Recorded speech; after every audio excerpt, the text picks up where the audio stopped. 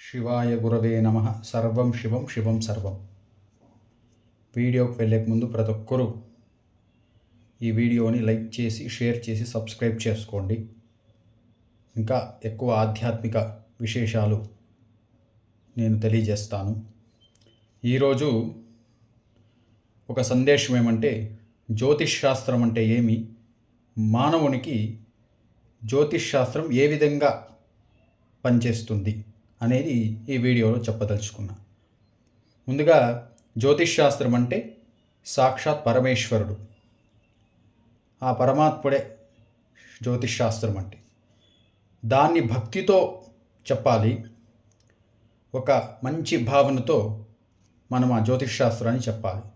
కానీ ఈ కలియుగంలో అంటే ఇప్పుడు వచ్చిన జ్యోతిష్ శాస్త్రాన్ని ఒక బిజినెస్గా వాడుకొని ఎక్కడ పడితే అక్కడ అవహేళన చేస్తూ ఆ గ్రహాలను కానీ నక్షత్రాలను కానీ అవహేళన చేస్తున్నారు. రెండవది, ఈ జ్యోతిష్ శాస్త్రం చెప్పేవారు తనకు ఒక అనుష్ఠానం అనేది ఉంటుంది. అంటే సాధారణంగా గాయత్రి మంత్రం అనుష్ఠానం చేసేవారు జ్యోతిష్ శాస్త్రం చెప్తే ఎక్కువ పవర్ ఉంటుంది. కానీ ఇప్పుడు అన్ని రకాల వాళ్ళు చెప్పేది నేర్చుకునేశారు. దానికి ఒక రెస్పెక్ట్, ఒక గౌరవం అనేది లేదు జ్యోతిష్ శాస్త్రానికి. ఎక్కడ పడితే అక్కడ శాస్త్రం చెప్పడం, ఏ విధంగా పడితే ఆ విధంగా చెప్పడం, అవహేళన చేయటం.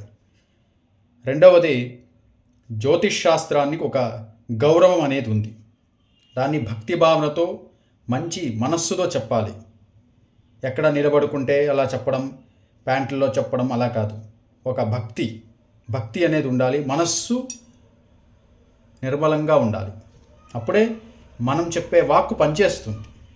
అందుకే మనకు భగవంతుడు చెప్తాడు, సంకల్పం, భక్తి, మనస్సు నిర్మలంగా ఉండాలి అని. ప్రతి పూజలోనూ ప్రతి పనిలోనూ ఈ మూడు ఉండాలి.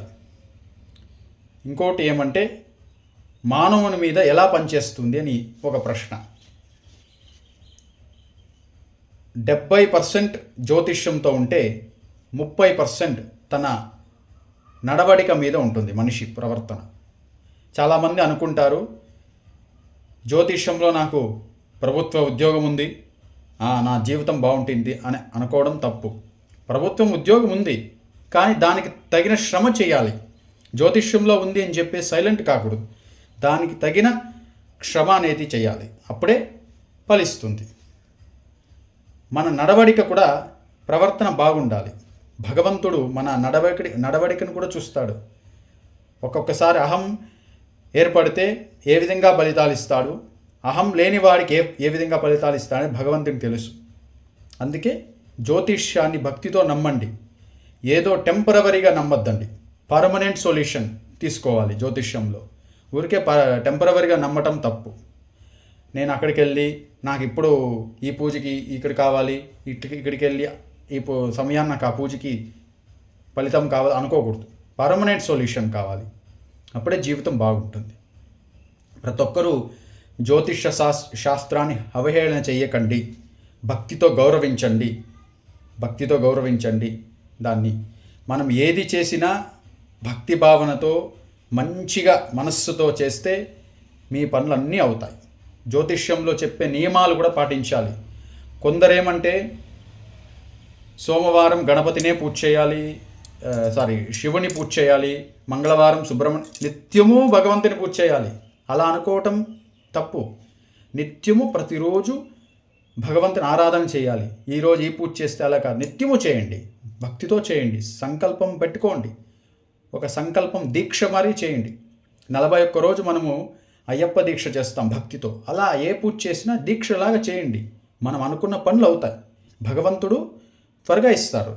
రెండవది, చాలా వరకు జ్యోతిష్యంలో ఇంకో ప్రశ్న వేశారు. అంటే మంచివారిని ఎందుకు తొందరగా తీసుకెళ్ళిపోతారు, చెడువారిని ఎందుకు ఇంకా అలానే పెడతారు అని. భగవంతుడు ఏది చేసినా ముందు ఆలోచనతో చేస్తారు. భగవంతుడు మంచివారు ఎప్పుడు మన భూలోకంలో మంచి పనులు చేస్తుంటాడు. తనేమన్నా చెడు పనులు చేసేస్తే, కర్మ ఎక్కువ అయిపోతే ఆ దృష్టితో భగవంతుడు తొందరగా తీసుకెళ్ళిపోతాడు. చెడువారు ఎందుకు పెడతాడంటే తన బుద్ధి మారచ్చు, తన అహం తగ్గచ్చు, భగవంతుని ఆరాధనలో ఉండొచ్చు అని ఒక నమ్మకంతో పెడతారు. ఇది ఈ రెండిటికి తేడా చూడండి, బాగా అబ్జర్వ్ చేయండి. కాబట్టి ఎవరు ఆ దృష్టితో పెట్టుకోవద్దండి. మంచి మనస్సు, నేను చెప్పాను ఇంతకుముందు వీడియోలో కూడా చెప్పాను సంకల్పం ఎలా ఉండాలి అని. సంకల్పం భక్తి, శుద్ధిగా ఉండాలి. ఏది నమ్మకండి, భగవంతునే నమ్మండి. భగవంతుడే దారి చూపిస్తాడు. ఈ లోకంలో జగద్గురువు ఎవరు అంటే శ్రీకృష్ణ పరమాత్ముడు అని చెప్తాం. శ్రీరామచంద్రుడు చూసి మనం నేర్చుకోవాలి ఓపిక ఎంత అని, ఆ సహనం ఎంత అని ఆయన చూసి నేర్చుకోవాలి. ఈ భక్తిని పెంచుకోవాలి. ప్రతి ఒక్కరూ భక్తిని పెంచుకుంటే భక్తి, జ్ఞానం, వైరాగ్యం ఇది కోరుకోవాలి. కాబట్టి మన సంకల్పంలో కూడా చెప్తాం భక్తి, జ్ఞాన, వైరాగ్య ప్రాప్తిరస్తు అంటాం. అలా భక్తి, జ్ఞానము, వైరాగ్యం ఉండాలి. ఈ మూడు ఉంటే చాలు, అన్నీ మనకు వచ్చినట్లే. కాబట్టి జ్యోతిష్యాన్ని భక్తితో నమ్మండి. అపనమ్మకం పెట్టుకోవద్దండి జ్యోతిష్యం మీద. నమ్మకం పెట్టుకుని కూర్చోండి, మంచి ఫలితం వస్తుంది. సర్వం శివం, శివం సర్వం.